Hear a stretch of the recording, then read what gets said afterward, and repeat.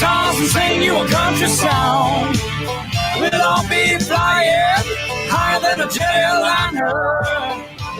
And if you want a little bang in your yin yang, come along.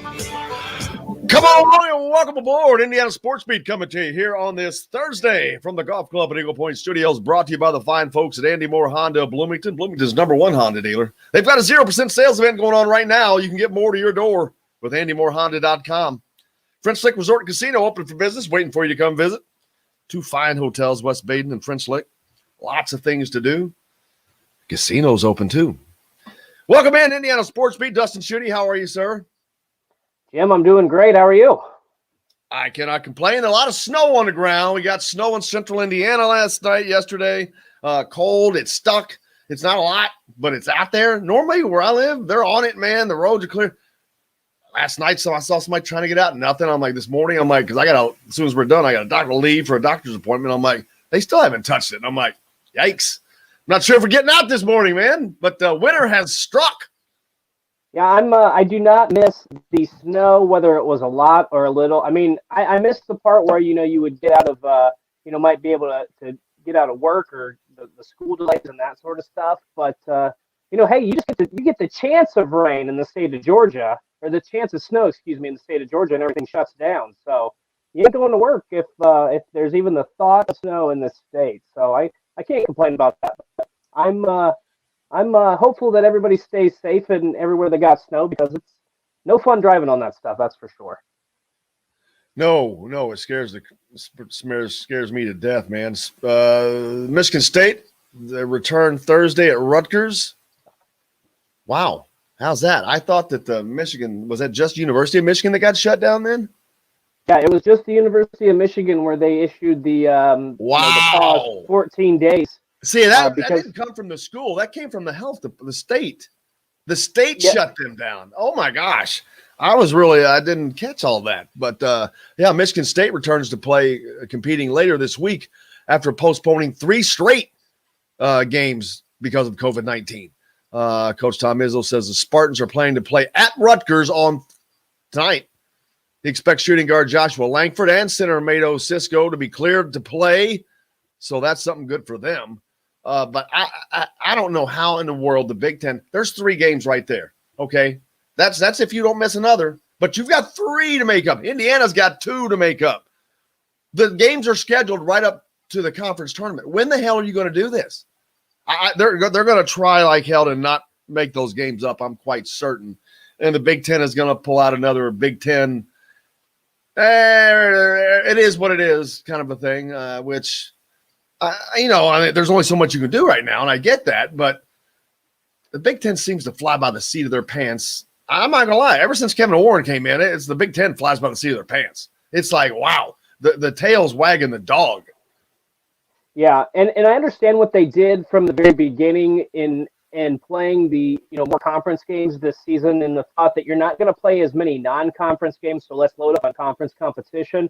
But the problem is when you start later in the season and you have all these games pushed up against the Big Ten tournament, then that creates, again, limited availability. Now, they did build in some time here. I think this was a week where there were a relatively low number of games. And then I know Penn State and Ohio State were able to make up their game from earlier this season last night. So, it's interesting. There's, once again, just like we saw with football, there wasn't really enough time built in to reschedule some of these games. And I wouldn't be surprised unless there's a true winner, if Michigan only loses 1 game and everybody else has 3 or 4 losses, let's just say, then I think that they'll be named the Big Ten regular season conference champion. But if you have where there's a game differential and, Michigan plays 3 or 4 less games than, let's say, Iowa or Illinois or something like that, I could just see where they're not going to crown an official regular season champion this year, and it's just all about seeding. And then whoever wins the Big Ten tournament is going to be your champion for both the regular season and the tournament. Because I don't know, like you said, I don't know how you're going to make up all these games. You might be able to make up 1 or 2, but if teams are missing 4 to 5 games, I think Penn State missed 4 or 5 earlier this season that they have to make up. So I don't know how that's going to be possible, but we'll see what happens. I mean, like you said, they've been flying by the seat of their pants since the start of the college football season. Yeah, Penn State almost got a gigantic win last night in Columbus. They were taking on the Buckeyes, number 13 Buckeyes. I watched that game. They had a shot, man. They just under a minute to go, and they turned the ball over. It was a bad turnover, but they had opportunities and just couldn't make it happen. That would have been a gigantic win for them, but I don't know that it would have done any good. They've missed so many games, like you just said.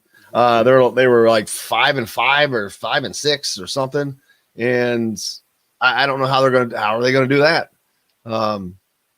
I don't know. I mean, I think you just go by records, but everybody's not playing everybody. Everything's not the same. And of course, it's a COVID year, yada, yada. Why would some of these teams want to play in the Big Ten tournament? Well, I wouldn't. If you're Michigan, now Michigan's going to need the time. Michigan's going to need the practice, because they was getting shut down. But what's the point of going there and exposing your guys if your whole intent is going to the NCAA tournament and competing there? Why do you want to risk? See, this is all about money. There is nothing positive coming out of conference tournaments this year. Zero. I mean, there may not be a lot ever, but there is absolutely zero coming out of them this year, and it just does nothing but add to the possibility of COVID. The week before the NCAA tournament, there's just no way you can tell me that there's a point to this. None. Yeah, that's a great point, and that's something I hadn't even really thought about. But there may be a situation where maybe they do have to scrap that tournament because I don't know why you would risk it, because the money from the NCAA tournament, as we saw last year when it was canceled, is going to be far greater than what the Big Ten tournament is. Now, what I don't know is obviously what those television and contractual obligations are going to be. So if you cancel it or whatever the case might be, are you going to be out more money? I don't know what the answer to that absolutely. is. Yeah, it's all about TV. It's all about the TV money, man. It's all about the TV money. Absolutely. But so they're not canceling anything, I promise you.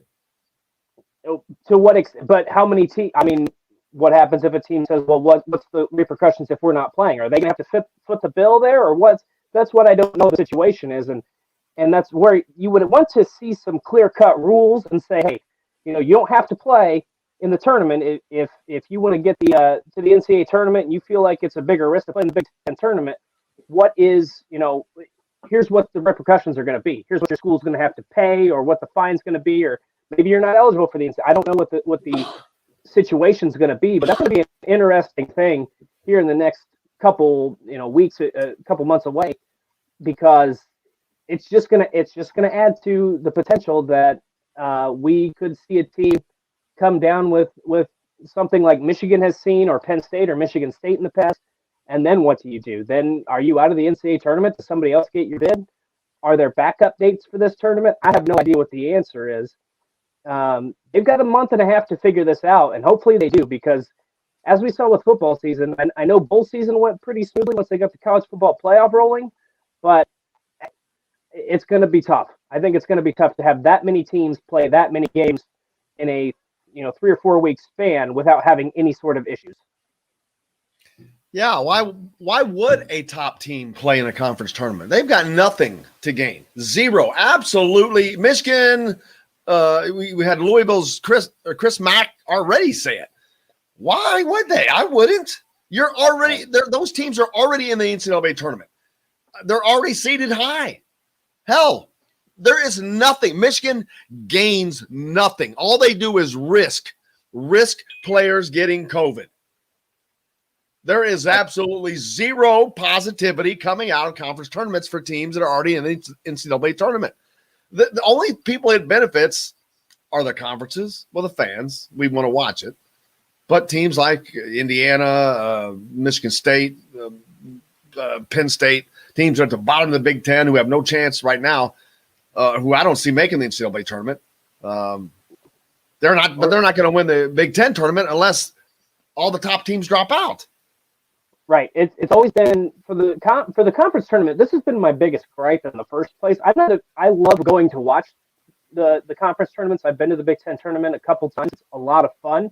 Don't get me wrong on that front. So from a fan standpoint, it's great. You see, whatever it is, you get to see a ton of basketball games in that 4 or 5 day span. But to me, I've always thought, why do we not give getting to the regular season, winning the Big Ten regular season is more of an accomplishment, in my opinion, playing 18, 20 games, than it is to see a Big Ten tournament champion So I don't know, first of all, why that isn't the automatic bid. And then second of all, the teams that it benefits are not the top 4 teams, 5 teams. It is, the teams that are on the bubble, a team that needs maybe 1 or 2 wins to secure their spot. I remember Indiana last year going into that Big Ten tournament. If everything was going to be played out, Indiana was, if they were lost that first round game in Nebraska, they were out. But since they won and had a chance, I don't remember who they would have played in that second round, but they win that game and win the second game, they're a lock to get in. So the bubble teams, it helps. And then the teams, if a team can get hot and a team like, a Nebraska or a Penn State or somebody at the Big Ten at the bottom of the conference can get hot, then it benefits them. But there's never been a care? But no, there's never been a benefit for the top teams. There's never been a benefit for the top teams. No, never. And this is worse. This is worse because there's an absolute detrimental effect here. Right. Possible. So, it's just dumb. There's no way I would do it. Talked about some scores last night. Baylor, number 2 Baylor. Man, they beat Kansas State. I was watching some of that game. 107-59. And I was watching it because at the same time, Louisville and Clemson were struggling to score 104 points combined. Baylor outscored Louisville and Clemson combined last night. That's incredible. I wasn't aware of that statistic. I was aware that at one point Baylor was winning that game 41-7. I think Clemson. All right, here's the halftime score of the Louisville Clemson game. 22-21. Man, that's right. That was the halftime score. How bad could that game have been to watch? Then the other one, Virginia Tech and Notre Dame. The halftime score of that game was 31-22. Notre Dame's bad. Yeah, they're bad. Miami scored 23 points in their first half, lost to Florida State. Maryland scored 20 points in the first half against Wisconsin. Although they hung around that game, they did a lot better in the second half, but they ended up losing 61-55 to number 14 Wisconsin. Did you know in that game, sorry to interrupt, but I think it was the final 7 minutes of that game that Wisconsin did not make a field goal, and they still won by 6 points. I think it was some crazy stat like that. Not shocking, not surprising. 83-79. That was Penn State, man. They're going to regret that one. That was they let that one slip away. They had that, and but Ohio State, that's a great win for them because it's a bad one that they could have lost. It would have been kind of a bad loss, but they managed to stay out of that and get the win, and very important. So fun games there yesterday. Tonight, TCU taking on Kansas. Gonzaga's back in action. San Diego, Houston, Tulane, Villanova, Connecticut, Oregon, UCLA. Whoops. We got plenty more coming up. Todd Leary is going to join us in a little bit. We got talk some IU basketball and plenty more. We got football. The Super Bowl's coming up this weekend, Dustin. I'm ready for that, man. You're listening to Indiana Sports Beat coming to you from the Golf Club at Eagle Point Studios. Brought to you by Andy Moore Honda Bloomington. We're back with more right after this. Hello, everybody. Jim Coyle from Indiana Sports. Super Bowl next week, isn't it? Yep. Todd Leary at 9:40, Trevor. Could you shoot me his email? Yeah, y'all got to start using a list, man, because he's been on. Noah just gave me the, like I said, the Monday, Wednesday, Friday. Right. There was an absolute total master list of contacts, names, and all that stuff, and they just stopped doing it. I'll ask Will if he has that.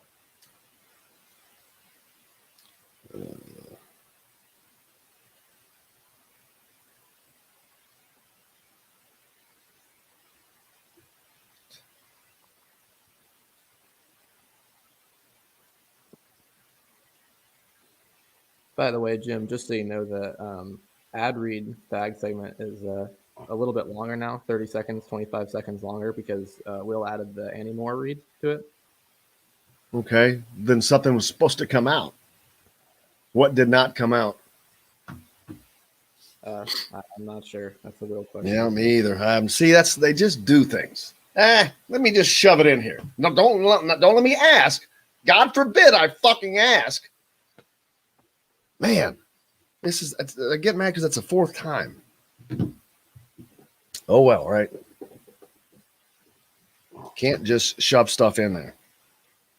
Everything has to work out time-wise. You have to ask. They refuse to ask.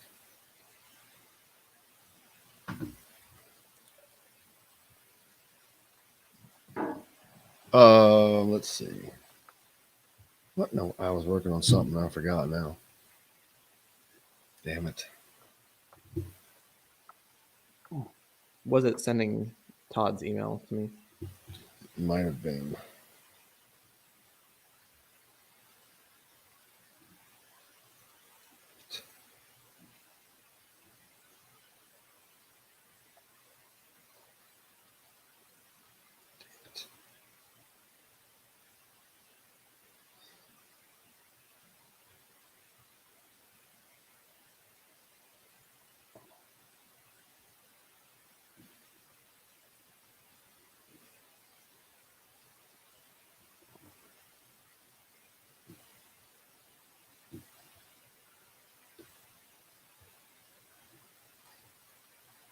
I can't copy. Why can I not copy this? This is crazy. There we go. All the games, including USI on the GLVC Network and the Aces on ESPN3. Follow your favorite team at Leroy's while enjoying 16-ounce Busch Light draft for just $1 Sunday, Monday, and Thursday, along with the daily $6 lunch special, 11:30 a.m. to 1 p.m. Monday through Friday.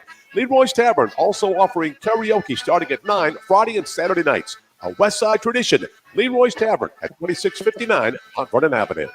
I always put you Love in the good mood. accordion. Love the accordion. It's brought to you by Bubba's 33 in Clarksville. Pizza, burgers, beer. I gotta have faith because I got to have faith. Welcome back. Indiana Sports Beat coming to you here on this Thursday from the Golf Club at Eagle Point Studios. Andy Moore Honda, Bloomington 0% sales event going on right now. You can get 0% APR financing. That has never happened at Honda, but you can get more to your door with AndyMooreHonda.com.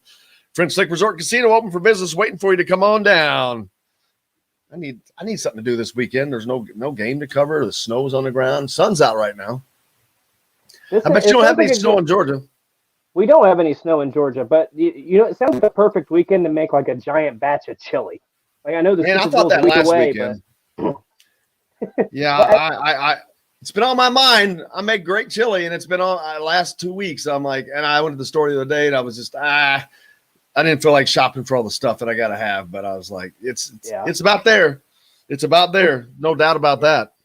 I'll say anytime in the winter, there's really no bad weekend for chili. I'm just going to say that right now, but it is a process. You got to make sure you get everything. Usually I have to make 2 store runs when I make a big pot of chili because I usually end up forgetting something, even though I have a list.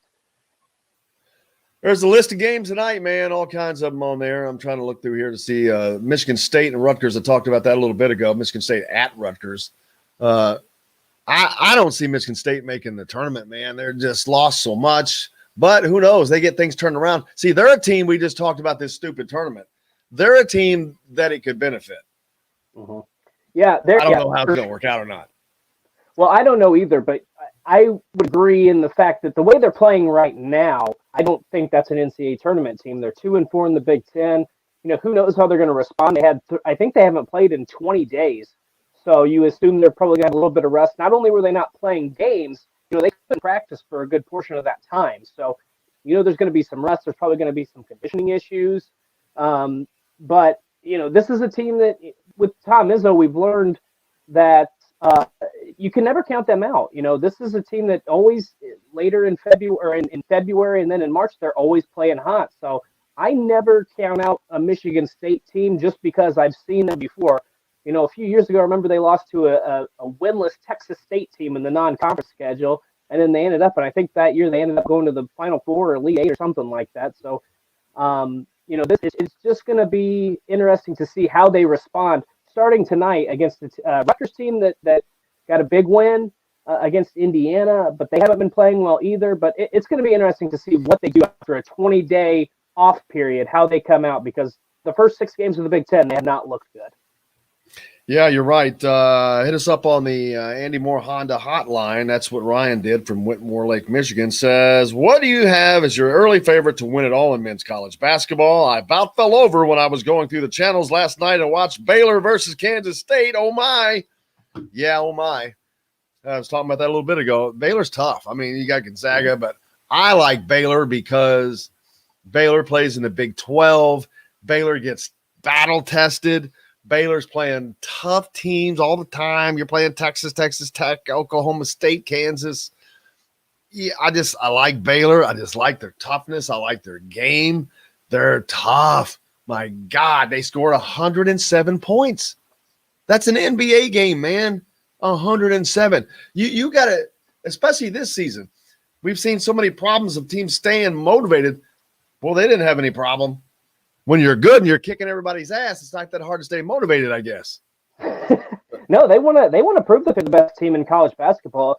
And, we were talking recently off the air that, you watch a little bit more than I do, but you like the Big 12. You think the Big 12 is the best conference in college basketball right now.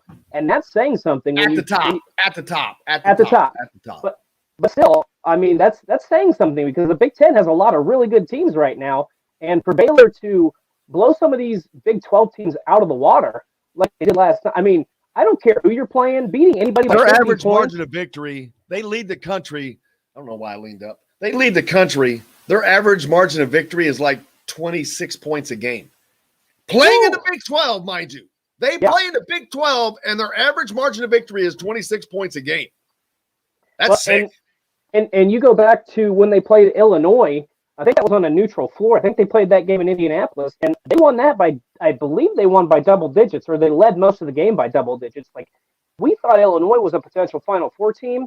I don't think Illinois is as good as we thought they were going to be, but still, to beat a team like Illinois by double digits on a neutral floor, you knew that they were going to be really good because you knew Illinois was going to be really good. So I like Baylor too. I think that they have the potential to win it all.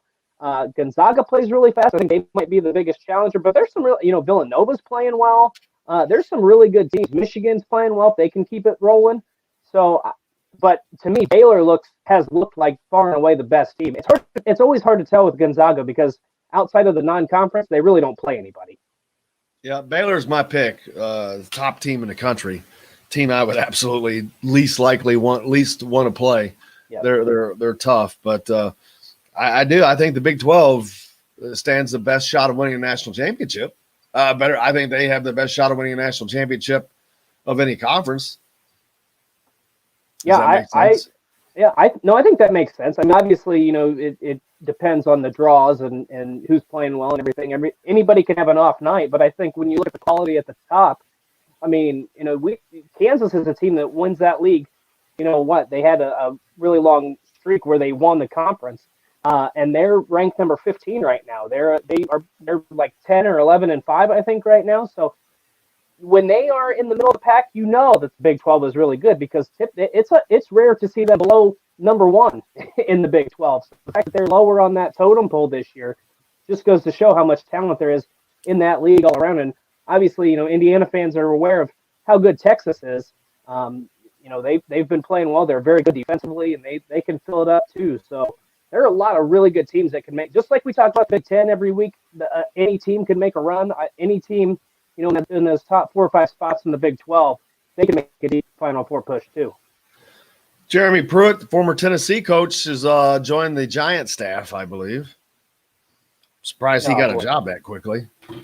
I'm surprised he got a job that quickly. He's not that good. Yeah, but if you're just going to be a support staff, I mean, I don't know what his role is going to be in the NFL, but just a support staff going from the NFL and having that Alabama connection, working with some of these players, I mean, that doesn't surprise me. Hey, you leave a program in shambles and you end up getting hired where you have virtually no responsibility, still make a pretty good salary. Must be nice. Pacers got a win last night. They've been rolling, man. They are winning and rolling. And doing it in fine style without a superstar. And no Victor Oladipo, and Karis LeVert hasn't been able to play because of the situation with his medical, his physical, and having some concerns there. And they've had without TJ Warren, but man, defensively this team is so good. Miles Turner He had another big night blocking shots. He had another couple to his total last night. I mean, this is a fun team. If you're not watching the Indiana Pacers right now, you need to be, because 11-7 right now. They're playing really well on the road. They just beat Charlotte last night.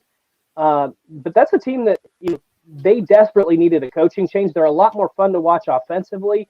They got guys that play hard. They got guys that like to play together. And it's going to be really fun to see when TJ Warren, when they get another scorer back with TJ Warren, and when they get Karis LeVert on the floor. I mean, this is going to be one of the most dangerous teams in the East. I think they have a really good shot to make a run at the NBA Finals this year. I mean, they're playing that well. And, I'm going to make a bold prediction here. After watching him play, at some point this season, Miles Turner's going to have 10 blocks in a game. I mean, he is such a great rim protector, and he's so athletic that he just lets guys shoot, and he'll swipe it away. He's been incredibly fun to watch, and I know for Pacers fans he's been frustrating at times because he's been inconsistent. But man, he's playing some of the best basketball I've seen in his career, and I always thought he's a good player. So I hope they can keep it rolling, because this is, even without Victor Oladipo, this is a really fun team to watch, and they've got plenty of guys who can score the basketball. Well, they're really fun to watch. And like I said, they don't have a superstar, so you don't have ego problems. And people just seem to gravitate. For one, you're an underdog all the time because you don't have a superstar, and that means people gravitate towards you more anyway. But, yeah, they're just quietly getting it done in a league that is almost impossible to do anything quietly.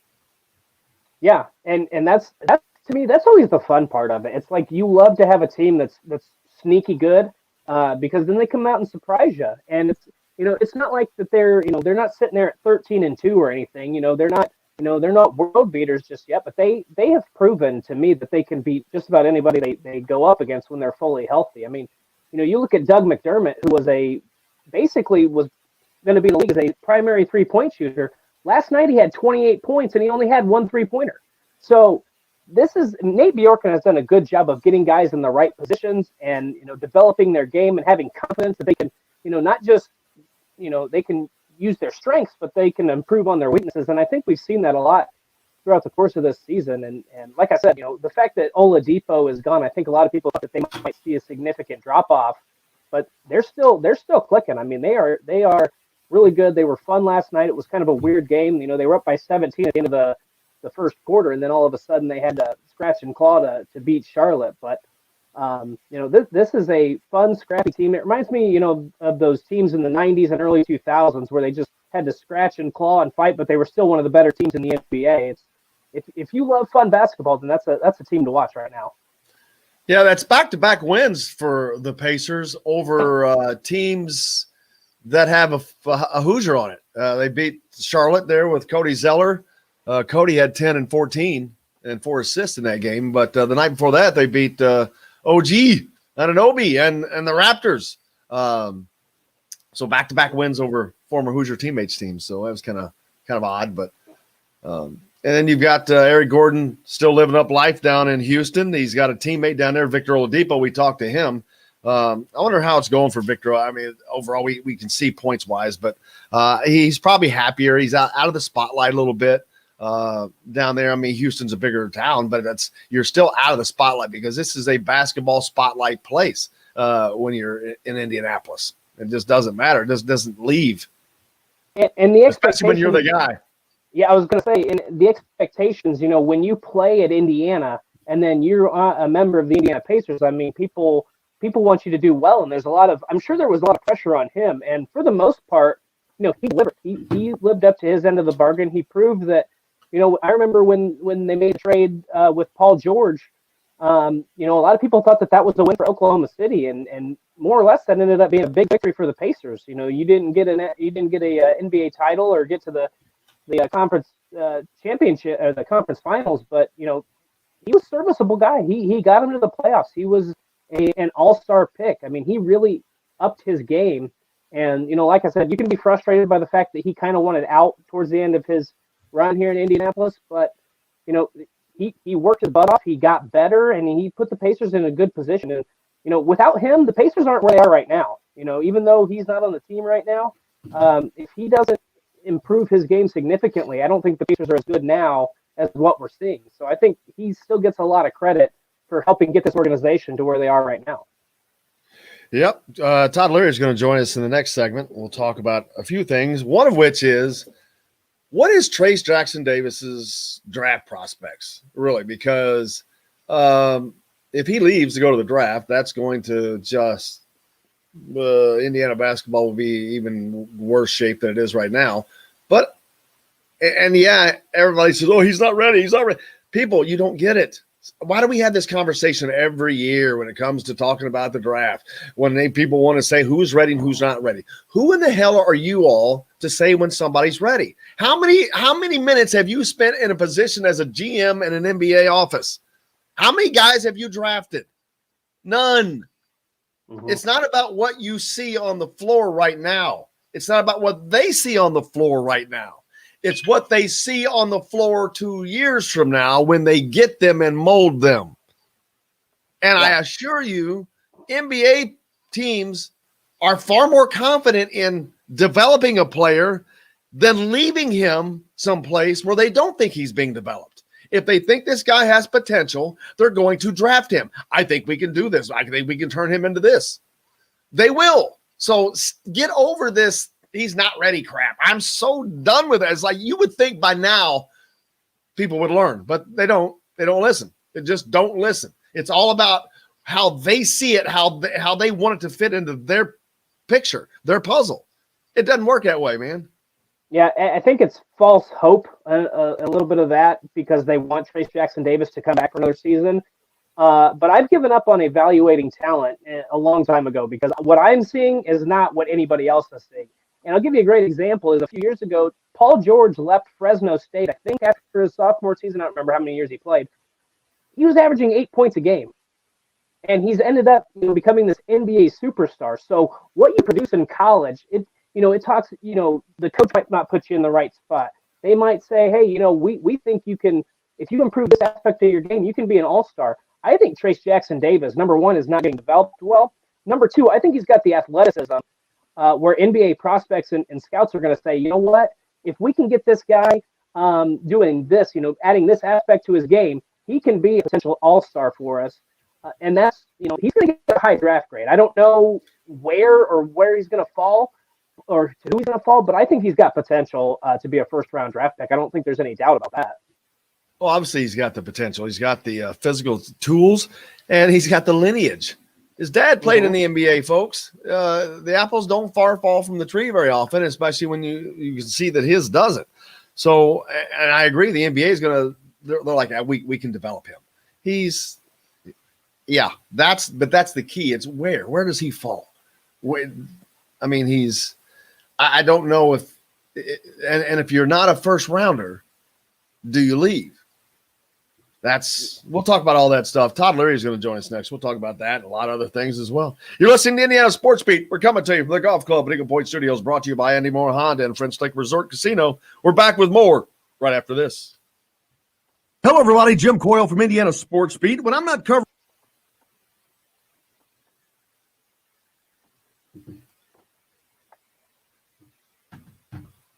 I'm not saying it. I mean, yeah, Trace Jackson's got to develop a shot or they will absolutely kill him. But see, and this is, I'll try to bring this up too when we talk about it again, but if I'm Trace Jackson Davis, am I going to develop a shot under Archie Miller?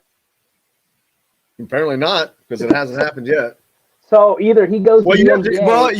You have to get your mom to go buy a basketball goal and spend your summers at home like Armand Franklin did this summer because of COVID. And he's the only one that has shown great improvement, but of course he did that on his own. Right. Well, so either if I'm Trace Jackson Davis, even if I get a second round grade, I'm going to the NBA or I'm transferring. Yeah, he'll not transfer. But I mean, that would be to me. I'm thinking, okay, our team hasn't gotten any better. I mean, he's gotten better, but his weakness is still his weaknesses. Like, it's not like he's improved greatly in those areas. So he's improved as you would expect someone to improve over the course of a year. Man, I got a doctor's appointment. I haven't been able to drink or anything since midnight. No liquid, no coffee today. Oh man, that sucks. I had to turn my coffee cup over last night to remind myself. I thought you meant you couldn't have any cocktails. No alcohol or no liquid. Todd Leary, how are you doing, man? What's up? I am crossing the Ray Hubbard Reservoir right now. Have you ever been to Dallas? I've been to Dallas, but not the Ray Hubbard Reservoir. This bitch is huge. It looks like the ocean. Well, show it to us. Your camera's not on. How do I do that? Cam. There you go. It's on right there. Boom. Well, I can't. Can you see it? The light's wiping it out. Okay. Can you see that direction? Nah, it's too much light. Wow. Is it? I can't believe it, though. It's That's fucking crazy. It is. Wow, I didn't know they had something that big down there. In downtown Dallas, I'm crossing. Oh, it's in downtown? It looks like the ocean. It is. I'm literally downtown Dallas. Like, Wow. I had know. no idea. I can't believe my map sent me this way, but it did. I can't believe I didn't know that. I can't believe I didn't either. I drove here. You played North Texas when they had Bracy Wright. Me and a buddy drove here, but it was at night when we got here. I don't remember any of this stuff. I've been driving all night, so I'm delirious, by the way. I get delirious. Delirious. Time of the GLVC Network and the Aces on ESPN3. Follow your favorite team at Leroy's while enjoying 16-ounce Busch Light Draft for just $1 Sunday, Monday, and Thursday, along with the daily $6 lunch special, 11:30 a.m. to 1 p.m. Monday through Friday. Leroy's Tavern also offering karaoke starting at 9 Friday and Saturday night. A West Side tradition, Leroy's Tavern at 2659 on Northern Avenue. Today's guest is brought to you by Reynolds Family Dentistry in Phillipsburg. You need $1 million smile for those championship photos, and that's exactly what you'll get with Reynolds Family Dentistry.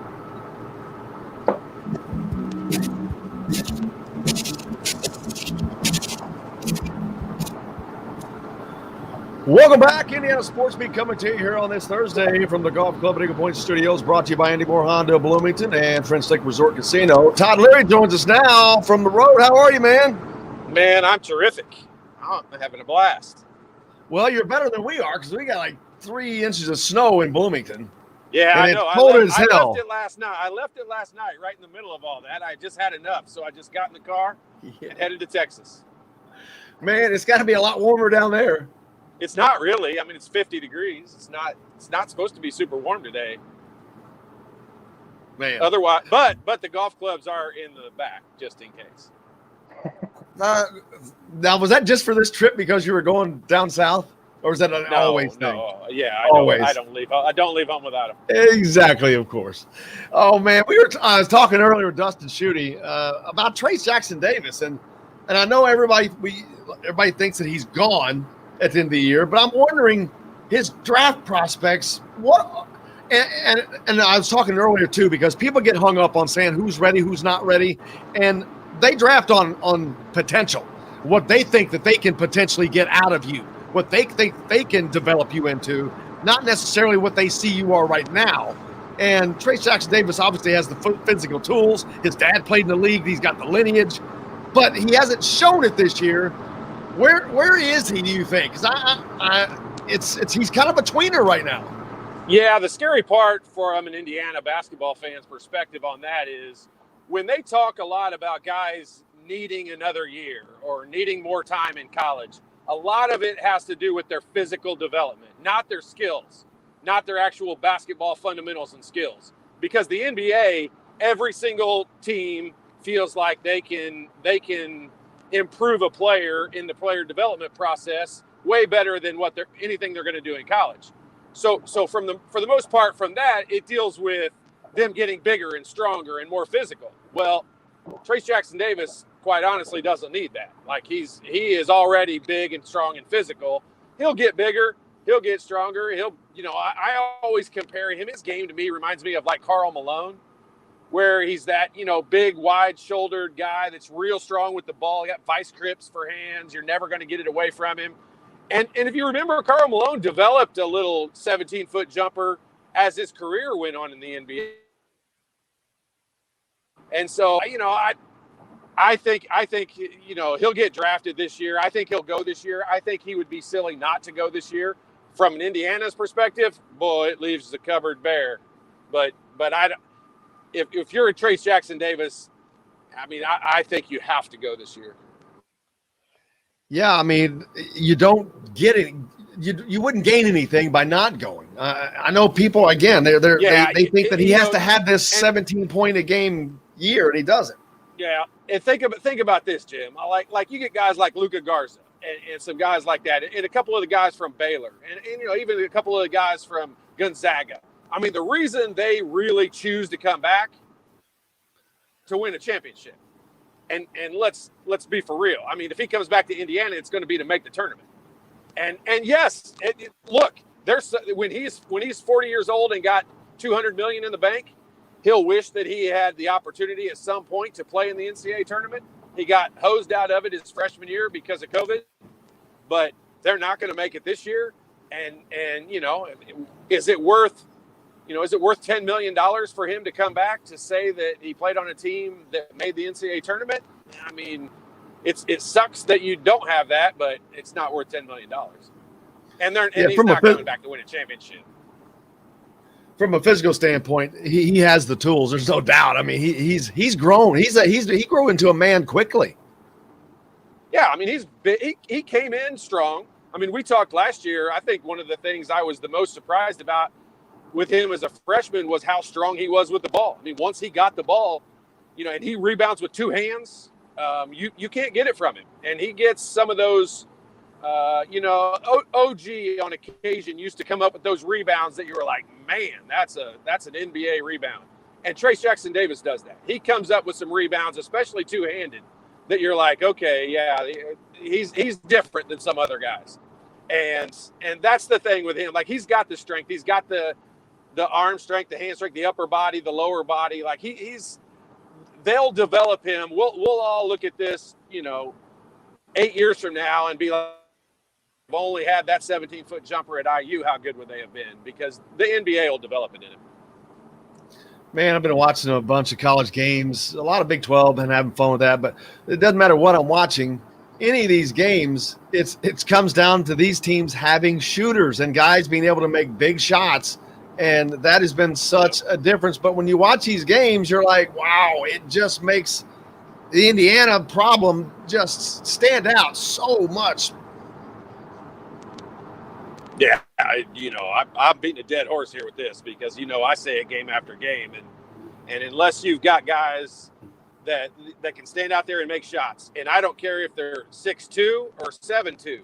In today's game, it doesn't matter. There's 7-footers all over the country stepping out making threes, that are not at the end of a shot clock. I mean, it's part of Luka Garza. I mean, there's just tons of guys that can do it. So, if you can't shoot the ball, honestly, in today's game of basketball, I always say, Indiana kind of plays offensively like Virginia, where they try to limit the possessions and you get the best shot possible and all that. And, Virginia averages double-digit three-pointers made per game. I mean, they made 15 and 14 threes in their last two basketball games. So Indiana's not comparable to Virginia, and I know I'm the only one comparing them to that, but that's the way the offense runs to me. I mean, Indiana's a 60 to 65-point scoring team, and that's not going to win consistently, especially in the Big Ten. It's not going to win in today's basketball in the NCAA.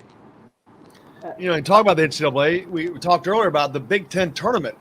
They're talking about it moving it to Indianapolis and whatnot, but I see it as, to me, it is completely pointless to have the conference tournament this year. Teams like that are already made the NCAA, why the hell would they want to risk anything to play in a conference tournament with COVID and all that? I think it's a big waste this year, but they're gonna happen regardless. And some of these teams are going to probably feel forced to play that really don't want to. Yeah, if there's a team that doesn't want to play, I'll be surprised. In the Big Ten, I'm talking about in the Big Ten tournament. And I'm with you. Like, if I'd be shocked if there's any team in the Big Ten that wouldn't want to play in the Big Ten tournament. Like, the Big Ten tournament is,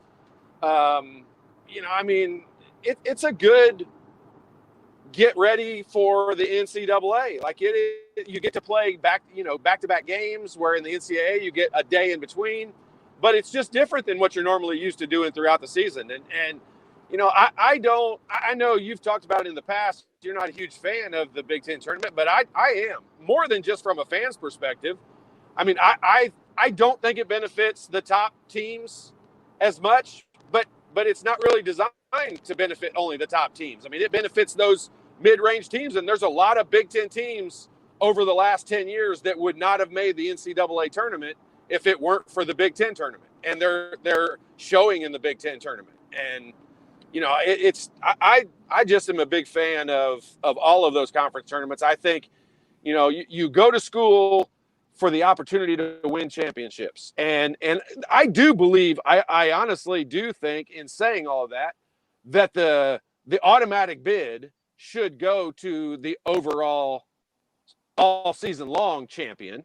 But that has never been different. That, like, no one has ever won the outright Big Ten championship throughout the season and not made the NCAA tournament. So it's not like they're still going to miss out on it. If you win the outright Big Ten regular season, you are in the tournament, and most likely a really high seed. So I don't see that as being a big factor. And I like having the opportunity for those mid teams. I mean, heck, Indiana wouldn't have made the NCAA tournament last year if it weren't for the Big Ten tournament. And quite frankly, there's several teams I think I think Purdue will be in that situation later this year. Well, I mean, in a normal year, I would completely agree with you. It's just in this season, like Michigan, who, like you said, they're in. There's several teams they're in, and they have nothing to gain from the Big Ten tournament. But what they do have is the opportunity to catch COVID while you're there. I just don't see the point in that risk the week before the NCAA tournament for having those. That's my point on that. And I understand. Season, yeah, I get that. I get that. I mean, this season is just different. I understand it and I get it. But, it also, if you want to look at it from, let's say we're just Big Ten fans and not just Indiana fans. Let's say we're Big Ten fans, and you get the opportunity to go ahead and show up a week early in the venues and get to play in the venues that are going to host possible NCAA tournament games you're going to play in. That's a definite advantage. And that's something that you would, without a doubt, want to go do and want to go play. And if you get to play at Hinkle or, wherever else they might host a game, there's a definite benefit to that. So I think the Big Ten teams could possibly come out of it ahead. I agree.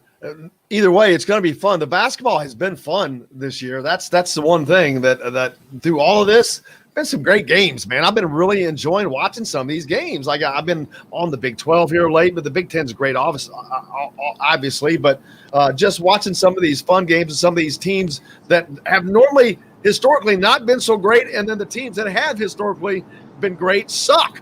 Kentucky and Duke in the tank. It's just weird seeing that. Well, I'll tell you the thing, and obviously I wasn't a part of the team, but I sure as heck root for the team. But I'll tell you what I'm scared of, Jim, is a national championship game that consists of undefeated Gonzaga and undefeated Baylor. Because if that's the case, one of them's going to finish the season undefeated, and that 1976 Indiana team's not going to be the last team to go undefeated. So I talked about this earlier.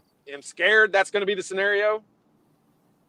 Well, I'll tell you, if Baylor's one of those teams, I don't have a problem with it, because Baylor has gone through a wicked schedule through the Big 12. They played tough teams. If it's Gonzaga, I'm going to have an issue with it. Their schedule is so weak. It just drives me nuts, man. But yeah, I hope that's not the case either way. I hope they both lose a game. We don't have to worry about it, period. Totally agree. Yeah, I'm with you. I definitely hope that's the case. But, I know what you're saying with Gonzaga, and I feel the same way about it. I am with you. Except for, I think if you threw that team in the Big 12, they would come out undefeated. If you put Baylor in the Big 10, they would not finish undefeated. Neither would Gonzaga. But in the Big 12, they probably would. I mean, other than playing each other, obviously, in that case. But, Kansas is not going to beat them this year. Oklahoma's not going to beat them. Like, the Texas Tech is not going to beat Baylor or Gonzaga. They're good, and I like watching them, but they're not that good. I think Michigan and an unbelievable shooting night from Iowa are really the only other two teams you can throw into that category. It would take an extreme off night from Gonzaga or Baylor to lose to anyone other than Michigan or Iowa. And that's just my opinion. I mean, I think Michigan has the capability of beating them on a good night. I don't think Iowa does. But I think if Iowa made 18 threes or something, had one of those kind of shooting days, I think it would be possible. But they just don't play enough defense Iowa didn't play enough defense to stop. I mean, Baylor, they scored 100-plus last night. They'll score 125-plus against Iowa. And they only gave up 50. Yeah, no, their defense is that's their calling card. That's what they're good at. These guys are all older players. They got a couple transfers in, and these guys can all shoot the ball now. And they couldn't shoot the ball 3 years ago. So, these guys have developed as players, and that's something you want to see. This Baylor team, I've never been a gigantic fan of the Big 12. I've certainly not been a huge fan of Baylor and the Drews there, but this team's fun to watch. And this is a good team that plays fundamental basketball, and they play hard, and they shoot the ball well. And this is a fun team to watch. I said it after our postgame show the other day. This Indiana team is just not fun to watch, like win or lose. Even in the Iowa game, I mean, it was kind of fun because they beat Iowa, but they didn't play that great. It wasn't that good of a game to watch. And so they're just not that fun to watch. Yeah, Jesse Wiggins did us up on the Andy Moore Honda hotline. He says the same thing. It's become pure exhaustion being an IU basketball fan. Yeah, it is. And Scott asked a question that I wasn't even going to read, only because I know the answer. But it's, what's the likelihood that the boys come out and blow out the Fighting Illini? I'd say those odds are non-existent, but it's not like 1%. There you go. I'll give you a 1%. The IU beats Illinois. Blows them out. Blows them out 0%. Blows them out, no chance. But I mean, Illinois has struggled also. I mean, I think early in the season, everyone was talking about, okay, well, Illinois is up there. Yeah. And I was one of them. I mean, if you look at them on paper, they should be, they should be one of those teams that you talk about in that conversation. But for some reason, they're not, and they don't play well together. And I don't think they're enjoying playing together that well. And they've got I would say some locker room issues there that none of us really know about. Always possible, man. Super Bowl coming up. Of course, we're still a week away from that. But who your picks for that? Downtown Dallas. I got three billboards in front of me, and all of them have Luka Doncic on it. Do you think they're not riding that train in this town? Oh yeah, you didn't stop by and see Mr. Cuban while you're there? I'm stuck in traffic right now, or I would turn left and try to get there, but I don't think he's got me on his schedule, on his calendar today. Lunch date with Cuban. Super Bowl. There is no doubt the Magic Man is the most fun player. I mean, he's. Please tell me you're not talking about Tom Brady. Oh my gosh, heavens no. Oh, heavens no! I respect the heck out of Tom Brady, but Magic Mahomes is legit. Like, he's so much fun to watch. Like, I don't know how anyone, if you don't root for them, you just don't like football. It's fun. It's going to be interesting to watching those two guys go at it. Of all the quarterbacks in the league, those two go. It's a passing of the torch, man. You've got the old and the new. Tom Brady's not ready to go, but I don't think he has much of a choice. It's about, although he's playing every game they've played against each other has been just a fantastic game. So I expect this to be the same. I hope your travels are safe, man. Get back home safely, and maybe the snow will be gone when you get back. I hope so. That's for sure. Thanks, brother. Well, bro, I appreciate you, brother. Be safe out there. Yep. Thank you. See you. Todd Leary joining us here on Indiana Sports Beat on this Thursday. He's out traveling around in Dallas. Better place to be than here right now. Snow on the ground, and they still haven't cleaned the roads, man. I'm like, normally I'm looking outside. They clean the roads, and they haven't done that yet. I'm like, hey, I got a doctor's appointment when I get off here, man. I got to go. But looking forward. That was always fun talking to Todd. But I agree Yeah, with you, he man. always provides good insight, but yeah, I mean, he's always. I know he's talked about the same stuff over and over again, but when it's the same problem, what else is there to talk about? Yep, that's what we got to do. And looking forward, Indiana takes on Illinois next, but that game is not until Tuesday. And do they follow that up with a game against Iowa? I don't have the schedule up in front of me. I think Iowa comes right in right after it. Or no, it's a Sunday game, but we'll get to it. But looking forward to all that. But you're listening to Indiana Sports Beat. We're coming to you from the Golf Club at Eagle Point Studios, brought to you by the fine folks at Andy Moore Honda Bloomington, Bloomington's #1 Honda dealer. And they have a 0% sales event going on right now. That's never happened at Honda. You can get the Honda of your choice for 0% APR financing. Get there right now. Or you can get more to your door with AndyMooreHonda.com. You don't even have to go anywhere. They'll take care of everything. French Lake Resort and Casino is open, waiting for you to come on down. Casino's ready. The 2 hotels.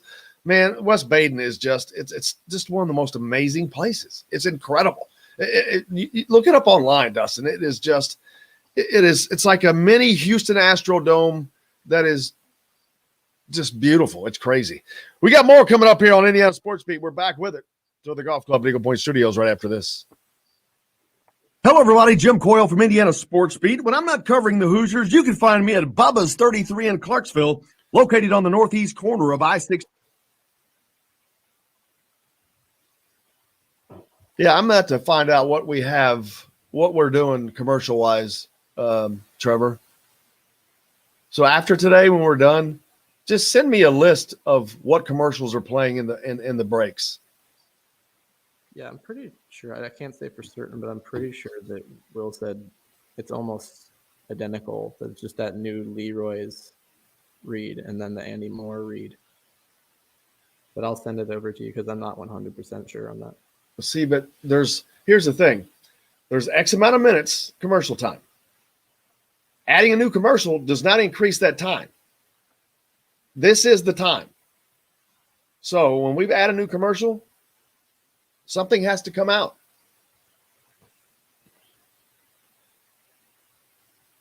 You didn't know that, but Will should have.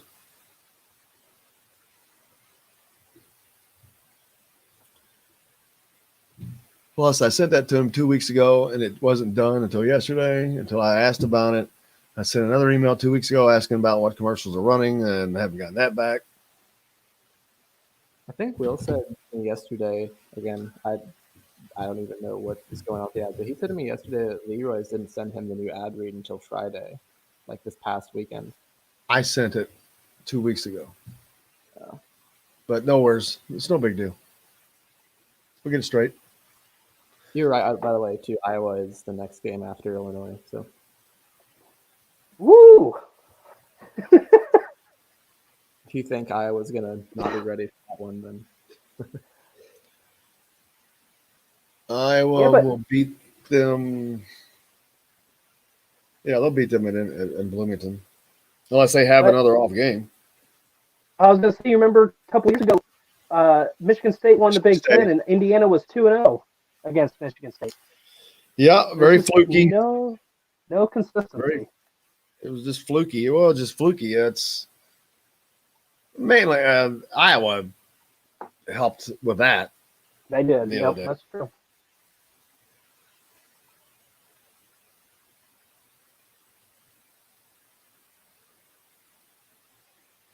Illinois and Iowa play on Friday, I think. It's 10:03, Trevor. Where are we? yeah, we have, like I said, the commercial is longer now, so we have 30 seconds left on it. Again, I can edit that out and post if you want. No, I need to find out what's going on. Yeah, we got 27 seconds left. The GLVC Network and the Aces on ESPN3. Follow your favorite team at Leroy's while enjoying 16-ounce Busch Light Draft for just $1 Sunday, Monday, and Thursday, along with the daily $6 lunch special, 11:30 a.m. to 1 p.m. Monday through Friday. Leroy's Tavern also offering karaoke starting at 9 Friday and Saturday nights. A West Side tradition. Leroy's Tavern at 2659 Mount Vernon Avenue. This segment is brought to you by Bubba's 33 in Clarksville. Pizza, burgers, beer.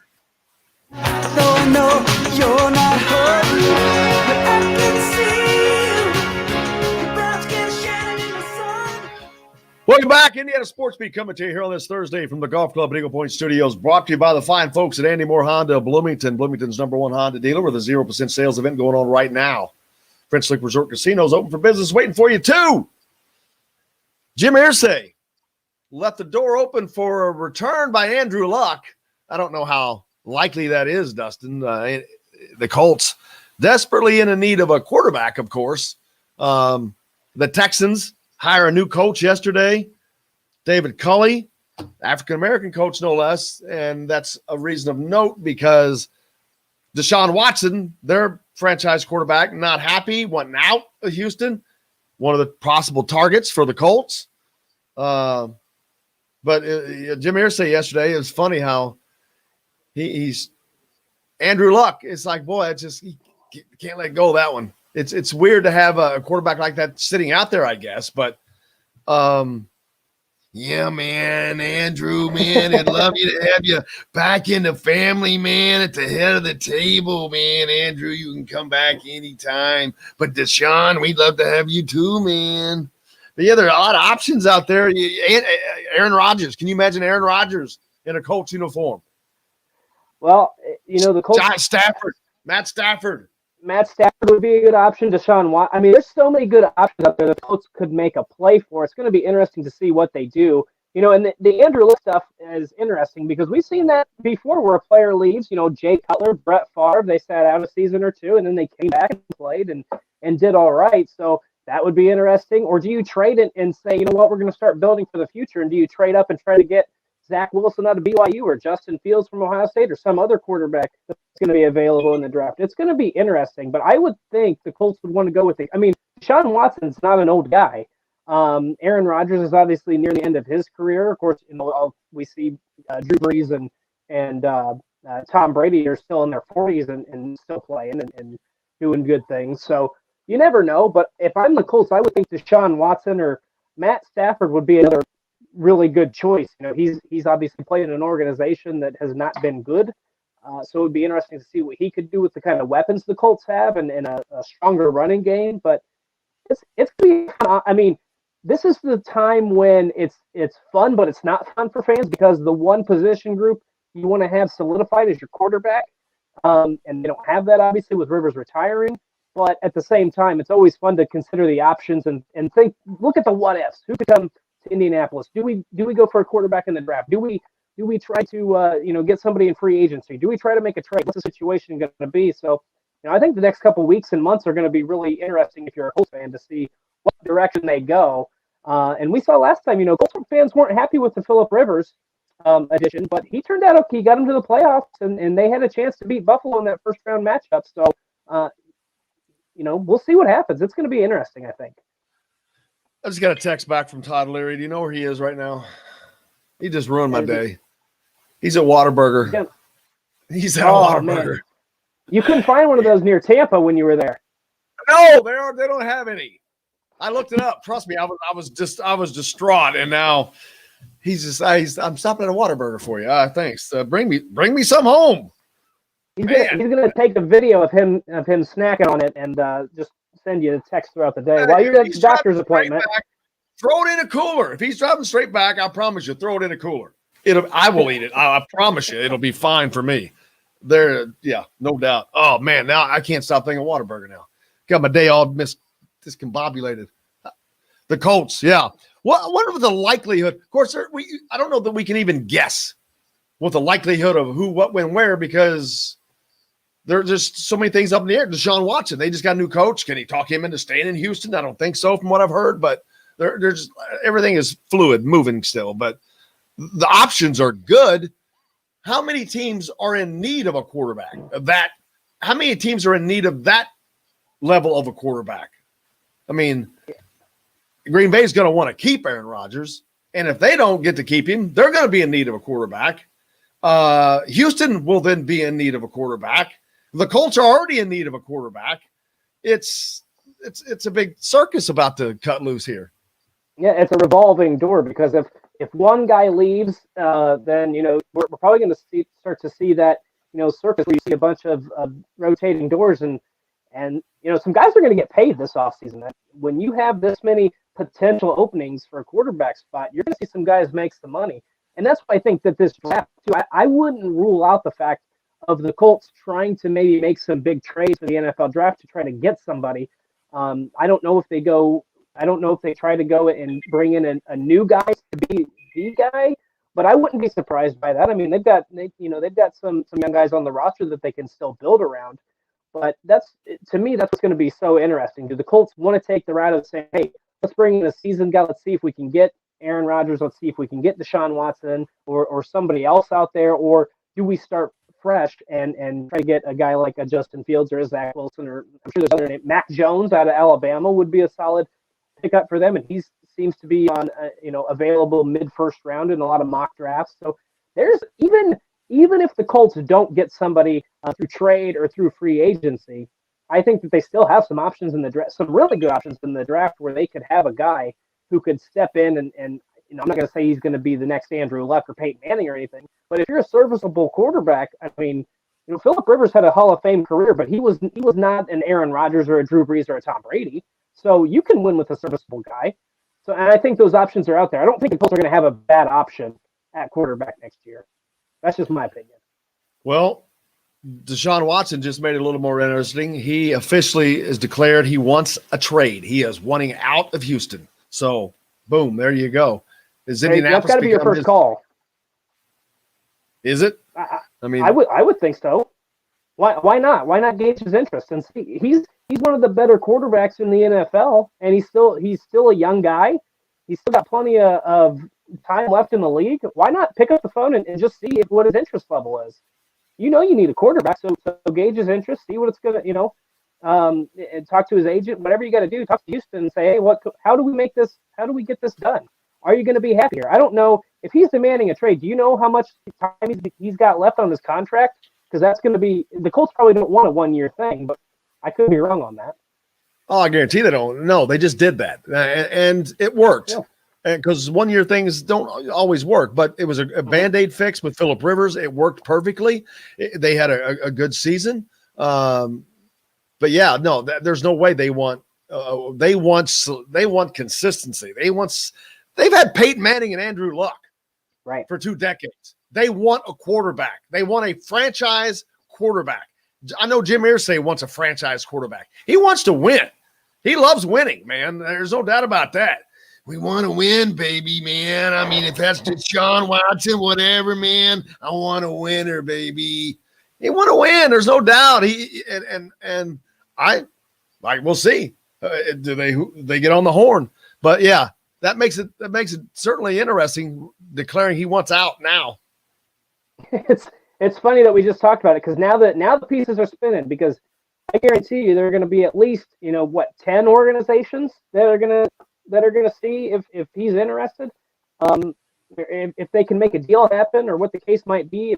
Because there's not going to be a lot of teams. There might be 8 teams somewhere along the line. Maybe at like a New Orleans if Drew Brees does retire, where they'd be satisfied with 1 year and done.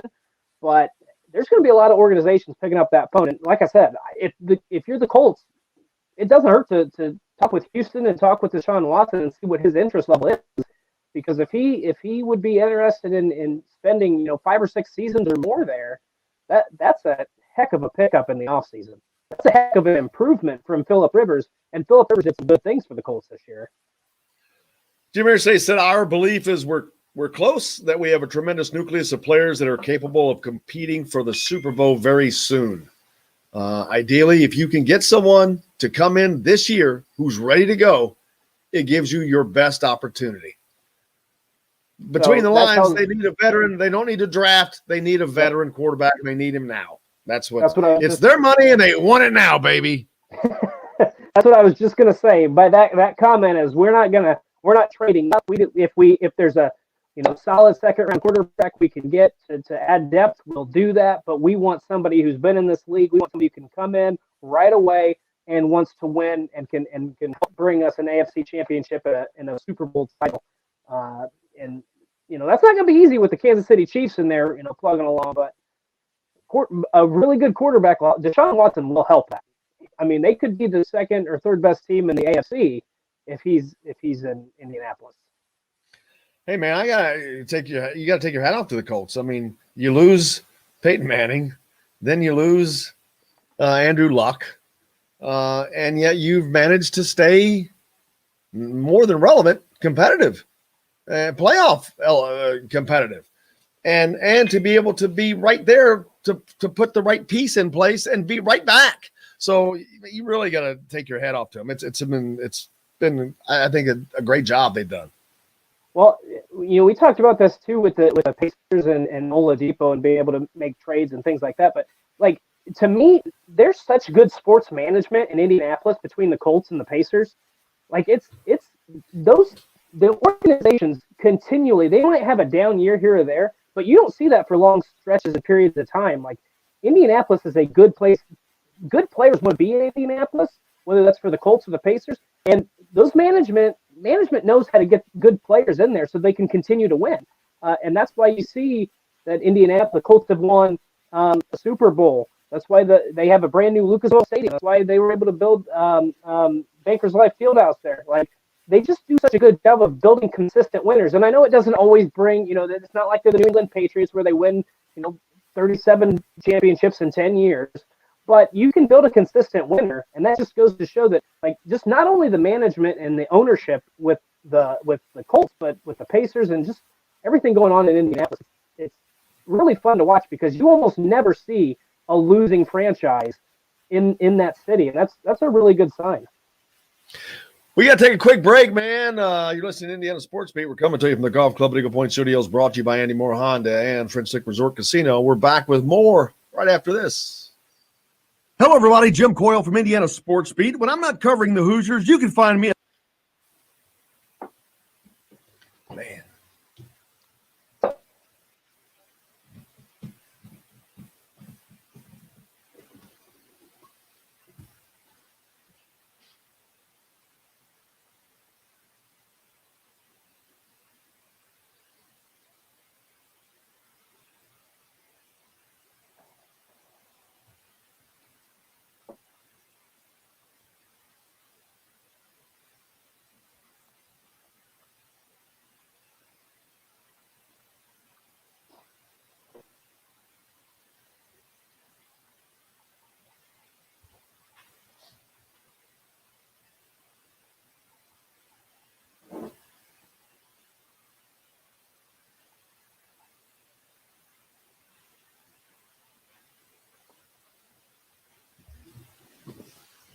Oh,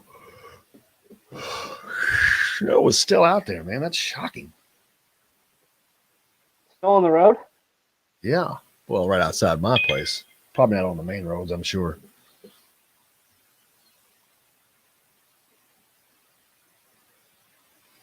Damn it. Leary's eating Whataburger right now. I'm so jealous. Did he send you a picture?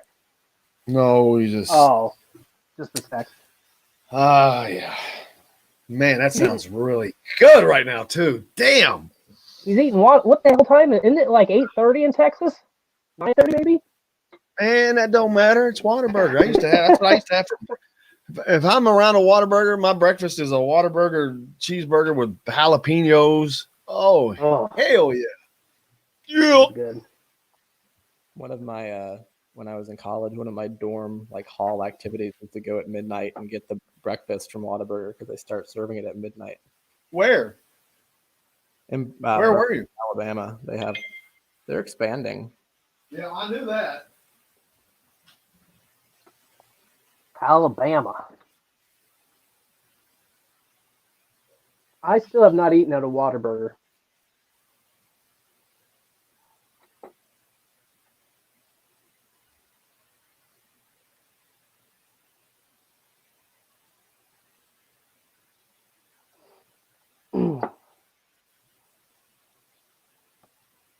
I haven't eaten at a Zaxby's either, and I've lived in South now for like 5 years.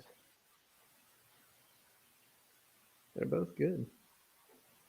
My brother eats Zaxby's like it's, going out of style, but I have not. We've not done that yet.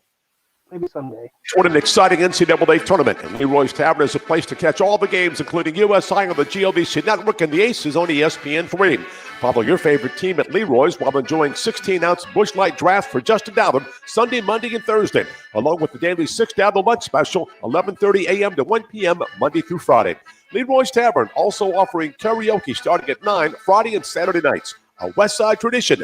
Leroy's Tavern at 2659 Mount Vernon Avenue. This segment is brought to you by Bubba's 33 in Clarksville. Pizza, burgers, beer. Send me off to a foreign land to don't kill the yellow man. Born in the US. Welcome back, Indiana Sports Beat, coming to you from the Golf Club Eagle Point Studios on this Thursday. I'm just sitting here jealous. Todd Leary's eating at Whataburger right now. It's the third best burger chain, so it's not bad, according to him. It's number one in my heart, baby. He ranks at number 3. What's number 1 and 2? It's number one to me. I'm sending him back a text saying it's number one. No, I didn't come out right. I was trying to tell him it's number one to me, but it said it's never. It's number one to me. I wonder what is number 1 and 2 on his list. Well, I don't know if that's his list. That's probably a ranking somewhere. But yeah, they are. As Trevor said in the break that he used to go there in Alabama. They are expanding. They were purchased by a group out of Chicago last year. So I have been excited and waiting with bated breath for some possible information of expansion. And I've heard nothing. Well, it seems based on what I've heard, it sounds like it's a great college town chain. Would do a lot of really good business there. You're okay. It would do great anywhere. College town, no town, don't matter, baby. I've never. I was staying in the break. I've lived in the South now for 5 years. I've never had Whataburger, and I've never had Zaxby's. I mean, hey, I don't go to Zaxby's, but it's not that there's anything wrong with it. But Whataburger, I'd be The last time I took my daughter we went to Florida a couple years ago for spring break. She hated it because every morning I was at Whataburger every morning. Hey, when you don't get it, you got to load up on it. When you can't get it every day. Exactly. That's my thoughts exactly. Mm-hmm. That's why I wouldn't mind if Todd threw one in a cooler there. Just, if you're driving back, just toss it in and roll back. Scott Horn hit us up on the Andy Moore Honda hotline. Says at some point Archie has to understand where the program is at this year. Will he come out to shake things up with a new lineup? Personally, I don't think so. I think you've seen Archie Moore for 3.5 years. He's needed to shake things up a lot of times during those 3.5 years, but he has not done that. That's not his MO. I don't know what it is. Lack of confidence. Why does Jordan Geronimo have the best game of his early career against Iowa, and then the next game we don't see him? He keeps saying that Christian Lander needs minutes. You're the coach. You control those minutes. Why? So I'm not going to bang my head against the wall and expect a different result. I'm sorry. I've seen what I've seen for 3.5 years. It is what it is, in my opinion. Right. No, I agree with you. And it's almost, basically all hat and no cattle, right? Like he's talked about this multiple times where he says about a lot of stuff. Change. Things are going to change. This is what we're going to do. This is what we might do. Up-tempo offense. Yet, you don't see any of those changes. So he says the right things in the press conference. But at the same time, after watching this for 3.5 years, it's disingenuous because when it comes game time, you're not going to see anything change. And there might be little tweaks here and there, but nothing where you're going to see it consistently. Nothing where you're going to see that happen from one game to the next and say, you know what, this worked. It's almost like, if something works in a game, we talked about this earlier with the 2-9 record after playing top 25 teams. What are you doing in those games that's working? And then what are you changing or what are you not changing? It just doesn't make any sense to me. So I don't expect anything to change because it's when you get to a certain point, that's who you are. And we're deep enough into this to know that that's who Archie Miller is. Thank you. Exactly. It is what it is. There's why anybody would expect difference all of a sudden when you 3.5 years, boom, boom, boom, boom, and all of a sudden it's going to do a 90. No, it's not. It is what it is. He is what he is. He is who he is. And his coaching style is his coaching style. What that is exactly, a lot of people aren't exactly sure. I know he wants to be a Tony Bennett kind of, but you have to be able to develop the talent. You have to be able to recruit the talent. You have to be able to coach that talent. You have to be able to do all those things. That's not happening. It's not happening. It's not about being negative. It's not about this or that. It's about being factual. It's just not happening. And you know what is interesting to me is there's a little bit of, to me, there's probably a lot, and I'm sure people would chime in on this. There's an arrogance to it, because I'm going to use this example because I know we compare the two quite a bit on this show, but you look at what Tom Allen did. His first 2 seasons as the head coach at Indiana, they were 5-7, 5-7. And then all of a sudden he's like, I'm not going to run the defense anymore. I'm going to hand that job off. I'm going a hands-off approach with that because I need to be the head football coach. I can't be the head football coach and be the defensive coordinator. He was willing to look himself in the mirror and say, what needs to change? Recruiting needs to get better. I need to be more hands-off in terms of offense and defense and be more of the head coach.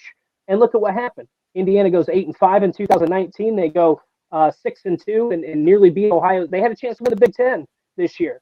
So you have to be able to look yourself in the mirror and say, what am I doing wrong? Why are we not getting these results? Tom Allen did that a few years ago. I know he was a younger head coach, but it's almost like Archie is saying, you know what, this worked at Dayton. This can work here.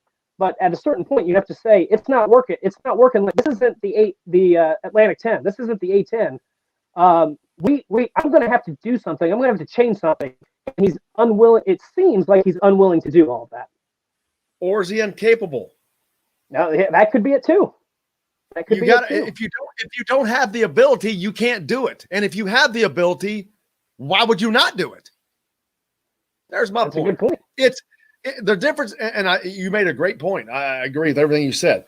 And the difference between football and basketball is, in football, the coach doesn't do a lot of coaching.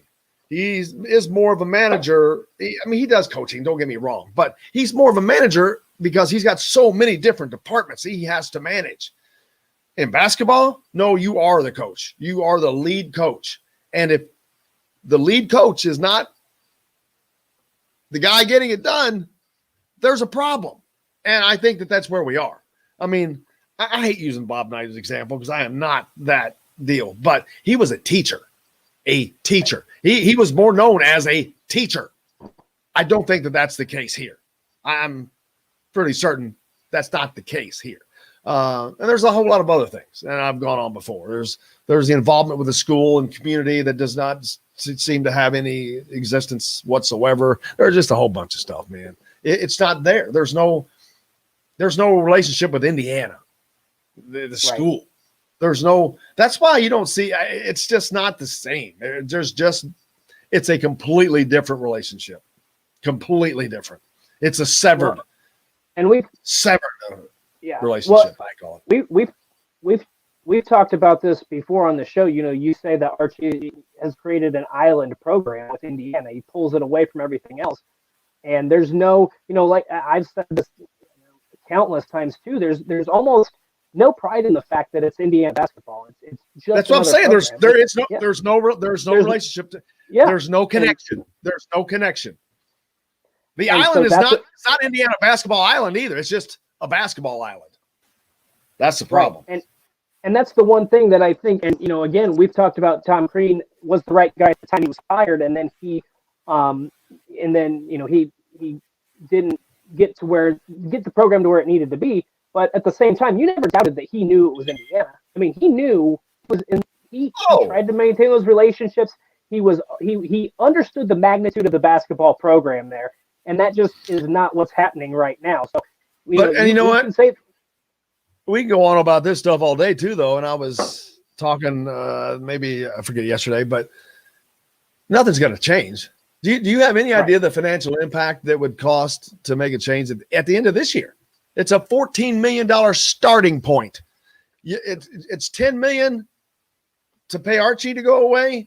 Another $4 million if you want to buy out a good coach, and that does not include a salary for the new coach. So it ain't happening, ladies and gentlemen. It is not. Indiana does not do that. Indiana does not do that. Nope. It's never happened before. Doesn't happen. Unless Todd Leary was, transporting Scott Dolson down to Dallas to meet with Mark Cuban this afternoon, I don't think it's going to happen either. Yeah, but yeah, that's where it is. So you're not gonna. I don't see anything happening because of money. There's too much. And you can thank Fred Glass for that. Fred Glass is the guy who re-upped Tom Crean with a contract that was horrific at the end, and they could not get out of it. It was so expensive to get out that they had to leave him there longer than he should have. Then Fred Glass goes and signs this contract, which is 100% payable to the very end. There is no buyout. You have to pay him. You can't buy him out. You have to pay him. What the hell kind of why are these guys getting these kind of contracts? They're getting like superstar golden parachute contracts having done nothing. It's amazing to me, but we got to go. We're at the end of the deal. I wish we'd started that a long time ago. Justin, I can't thank you enough, brother. Big thanks to Todd Leary as well. But most importantly, thanks to all you guys. We appreciate you. Tomorrow back, of course, Verdell Jones, AJ Guyton. We'll pick up the conversation and keep going. But go out and have yourselves a great day. Make sure you wear your mask. Do something nice for somebody. Until tomorrow, I'm Jim Coyle. I will see you on the radio.